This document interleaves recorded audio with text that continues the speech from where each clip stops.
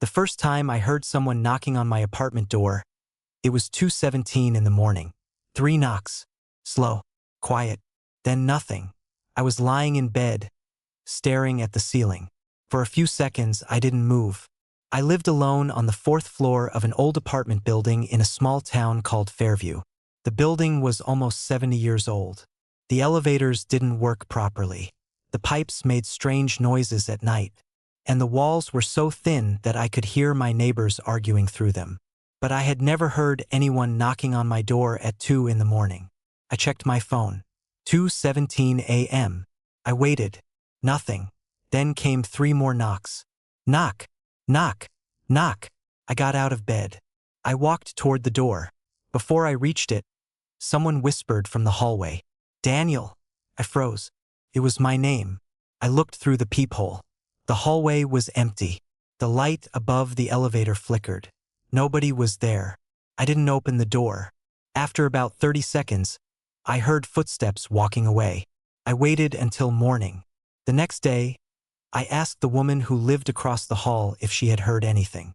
She looked at me strangely. "Heard what?" "Someone knocking on my door last night." "What time?" "About 2:17. Her expression changed. She didn't answer immediately. Then she said, "You shouldn't answer if they knock again." I laughed. "Why?" She looked toward the hallway. "Because apartment 9 is empty." I frowned. "What does that have to do with me?" She pointed down the corridor. "That's where the knocking comes from." I looked at the apartment directly opposite mine. Number 9. The door was covered in dust. There was no name on it. The lock looked old. Nobody had lived there since I'd moved in. Why would someone knock from an empty apartment? She shook her head. "They don't knock from inside." I stared at her. "What?" She lowered her voice. "They knock from your door." That night, I tried not to think about it. I went to bed early. At 1:50, I was still awake. At 2:10, I checked the clock. At 2:16, I put my phone under my pillow. Then, 2:17. 3 knocks. Knock, knock, knock. I sat up. My heart was pounding. Then I heard a voice. "Daniel." It sounded exactly like me. Not similar. Not close. Exactly like my voice. I didn't move. The voice whispered again. "Daniel, open the door." I stayed in bed. Then something strange happened. My phone began ringing. I looked at the screen. The caller ID said, "Apartment 9. I stared at it. Apartment 9 didn't have a phone line. I let it ring. After 10 seconds, it stopped. Then a text message appeared. "Don't look through the peephole." I didn't understand. Who had sent it? Before I could check the number, another message appeared. "He knows when you look." I threw the phone onto the bed. The knocking stopped. For the rest of the night, nothing happened. The next morning, I went downstairs to speak with the building manager. His name was Mr. Harris. He had managed the building for more than 20 years. When I mentioned apartment 9, he immediately became uncomfortable. "What about it? Who lived there?" He looked at me. "Why?" "Someone keeps knocking on my door at 2:17. He didn't say anything. I continued. "And last night I received a call from apartment 9. His face went pale. "That's not possible." "I know." He stood up. "Listen to me carefully." I waited. "If you hear knocking tonight, don't answer." "Why?"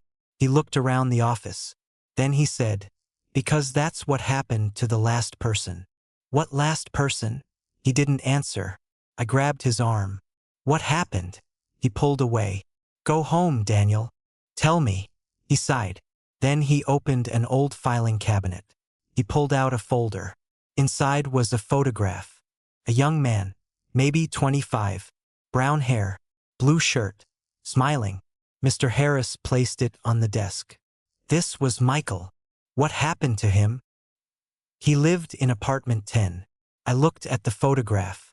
Apartment 10 was mine. How long ago? 8 years. What happened? He disappeared. I stared at him. Disappeared. One night he called me. What did he say? Mr. Harris looked toward the window. He said someone was knocking. My stomach tightened. What happened after that? He told me the voice outside sounded like his own. I didn't speak. Mr. Harris continued. Then the line went dead. Did you find him? No. Police. Of course. Any evidence? He shook his head. Nothing.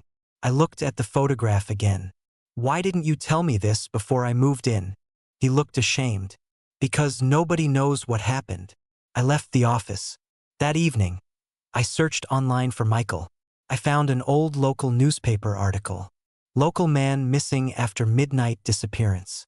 The article said Michael had vanished from apartment 10. No signs of forced entry. No broken windows. No stolen belongings. His wallet was still inside. His shoes were still beside the door. His bed was still made.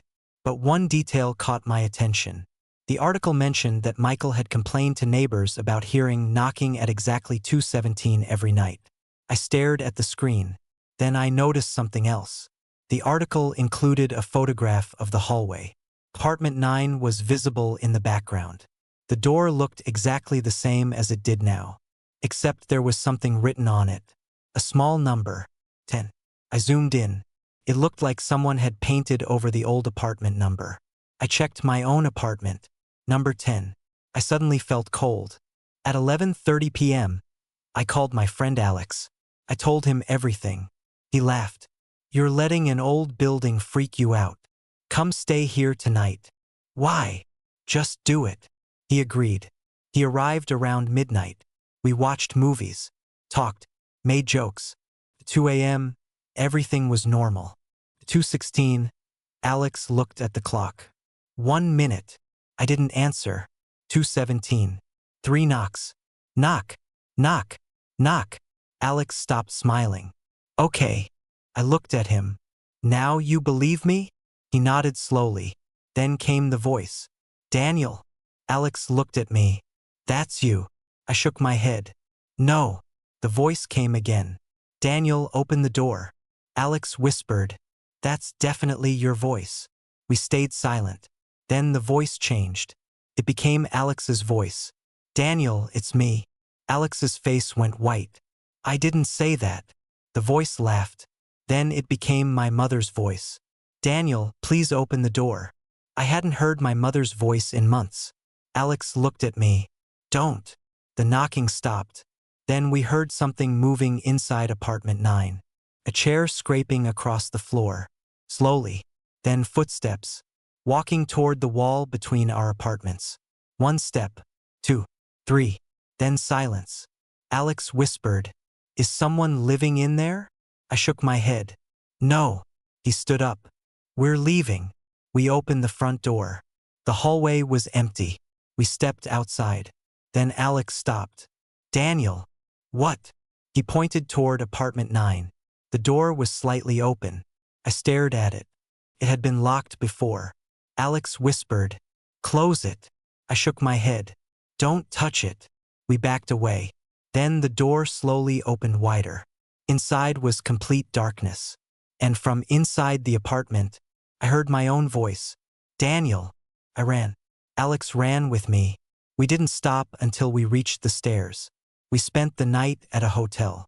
The next morning, I returned to the building with the police. They searched apartment 9. There was nothing inside. No furniture. No phone. No electricity. Just an empty room. But one officer noticed something on the wall. A large number had been painted over. Underneath it was another number. 10. The officer looked at me. Was this always apartment 9? I don't know. He called Mr. Harris. The manager arrived 20 minutes later. When he saw the wall, he became silent. Then he said, That apartment used to be number 10. I looked at him. So where was my apartment? He pointed across the hallway. That was apartment 9. I felt sick. What? He nodded. The numbers were changed 20 years ago. Why? He didn't answer. The police officer asked, Why were the numbers changed? Mr. Harris looked at the floor. Because people kept disappearing from apartment 10. Nobody spoke. Then the officer asked, How many? Mr. Harris whispered, 4. I stared at him. 4 people. He nodded. For people lived in apartment 10. All disappeared? Yes. All heard knocking? Yes. The officer looked at me. You're the fifth. That night I stayed somewhere else. I thought leaving the building would solve everything. Didn't. At 2:17 a.m., my phone rang. Unknown number. I didn't answer. It rang again. Then a text appeared. You left the door open. I stared at the message. Another appeared. Come back. I turned my phone off. The next morning, I went back to the building to collect my belongings. The hallway was empty. I walked toward my apartment. Number 10. The door was open. I froze. I was certain I'd locked it. I stepped inside. Everything looked normal. Except for one thing. There were wet footprints on the floor. They started at my front door and continued across the apartment, toward the wall shared with apartment 9. I followed them. They stopped directly in front of the wall. I touched it. It was cold. Then I heard knocking. Not from the hallway, from inside the wall. 3 knocks. Knock, knock, knock. I stepped back. Then the wall made a sound, like someone was breathing behind it. I called the police. While waiting, I noticed something near the floor. A small metal door. It was hidden behind a piece of furniture. I pulled it open. There was a narrow space behind the wall.